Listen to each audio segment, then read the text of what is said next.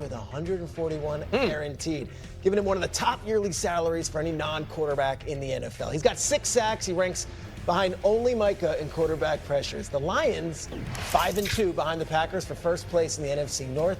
Green Bay, though, has the shortest odds to win the division at -125, according to ESPN Bet Sportsbook. Packers did dominate the Lions in Week 1. The two do meet again in Week 13 in Detroit. Stephen A., I start with you. Are the Lions or the Packers the better team in the NFC North? Me personally, I'm going to sit up there and say for the moment you have to give it to the Green Bay Packers, because the last time we saw them going up against each other, Green Bay stomped them, and we get that, although that was Week 1, and we understand that. We're still waiting to see what's going to happen with Detroit on the defensive side of the ball when it really, really counts. I think that when we look at them, we think about their potency offensively. You know who Jared Goff is. You know who Amon-Ra St. Brown is. You know who Gibbs is. You've seen what he's done. You see how electrifying they could be. But then we saw them go to Kansas City and get neutralized, right? And we saw them having an ability to really, really neutralize KC. So you're wondering about them defensively, and that remains to be seen. You look at Jordan Love and what Green Bay's bringing to the table. You look at what Micah Parsons and Gary are brought to their defense. They can get at the quarterback. You've seen, Micah Parsons win basically a couple of games over the last couple of weeks because of his ability to get to the quarterback. And you're saying that could obviously be the difference. I got to wait to see it, because I don't think the team that Green Bay saw in Week 1 is who they're going to see when they see them again. But until further notice, we got to give props where props is due to the right now #1 seed in the NFC. By the way, Austin Reeves, Wichita State, then Oklahoma. But go ahead. Okay. Good recall. I think Detroit's the best team in the NFC North. I think Detroit's the best team in the NFC. I think Detroit's the best team in the NFL. Whoa! Wow. Who can beat you more ways? Who can, from a football team perspective, beat you more ways? So can the Detroit Lions, if they have to, throw it all around the yard and beat you? It's one of the best pass games in the NFL. Quarterback playing as good as just about any quarterback in the NFL. What happens if they need to run the ball 40 times and beat you? Can they do that? No question about it. They got the best running back duo in ball, and I would make the case one of the best offensive lines in football. So offensively, whatever defense does to them, they can get it done. Week 1, that was like that crazy outlier. Everything's changed since then.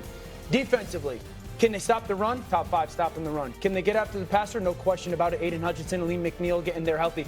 What secondary is better? What secondary is more talented playing man coverage? Maybe Denver? I mean, they got 4 or 5 cats that can lock down in man coverage when healthy.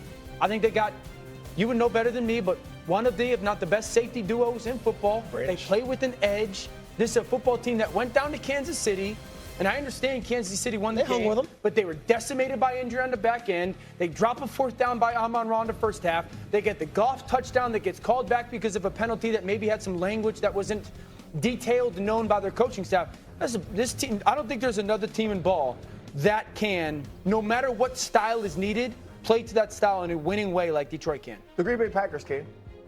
And the Green Bay Packers are actually more consistent on defense. Now, you don't want to hate on Detroit, or not acknowledge the job that Kelvin Shepard has done as the defensive coordinator. That's fair. And I think you truly have to point to the Monday night game against the Tampa Bay Buccaneers, right? You're playing with guys who have been called up or who have made the team from the UFL. Both of your starting safeties, who are all pro caliber safeties, are gone. And the ability to disguise and the ability to maneuver after the snap to confuse Baker Mayfield, cover Emeka Egbuka, I thought it was absolutely phenomenal. Yeah. But it doesn't erase what we saw in Kansas City. It doesn't erase the way that Matt Nagy and Andy Reid attacked that man defense, especially in the red zone.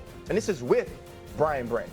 Right, and so I don't believe that when you look at Detroit, we could say that they're holistically better than the Green Bay Packers, holistically better than the Philadelphia Eagles, holistically better than the Los Angeles Rams, because still on the back end, DJ Reed has to come back and be exactly who he was before the injury. I think Terrion Arnold wasn't playing as well as you would have expected him to. And when I look at the Green Bay Packers, there's obviously the disappointing games too.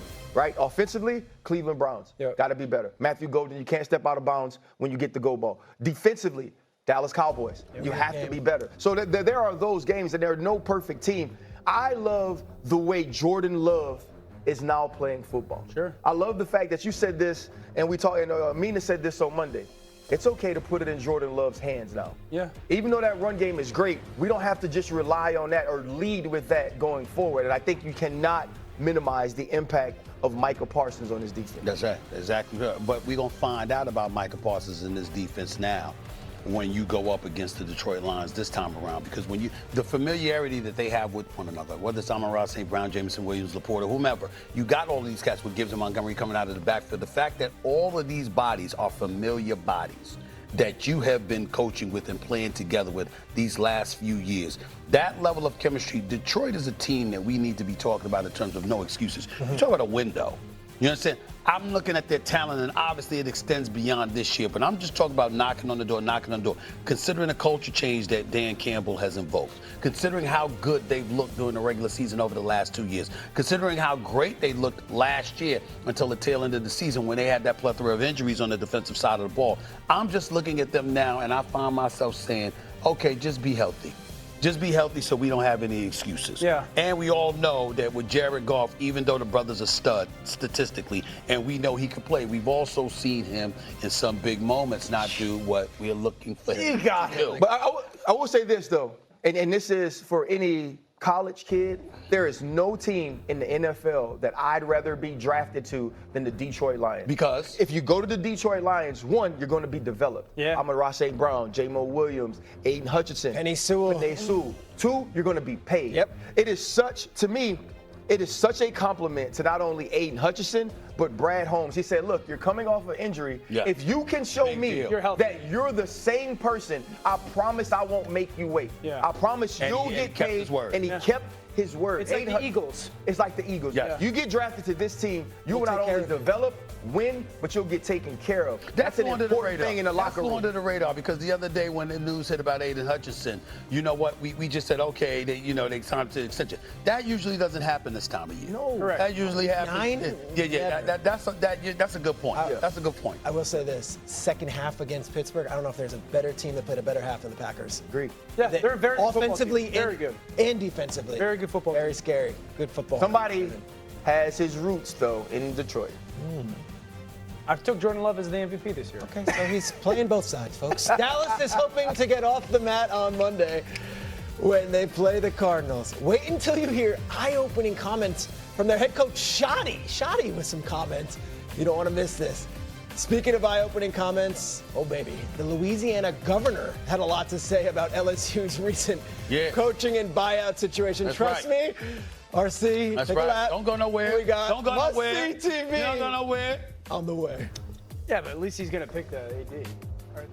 ESPN Bet's Power Hour promo is here for Thursday night. Head to the ESPN Bet app 1 hour before kickoff to get enhanced odds on first TD scorer props for tonight's game. Score more from the game with ESPN Bet, the sportsbook for sports fans.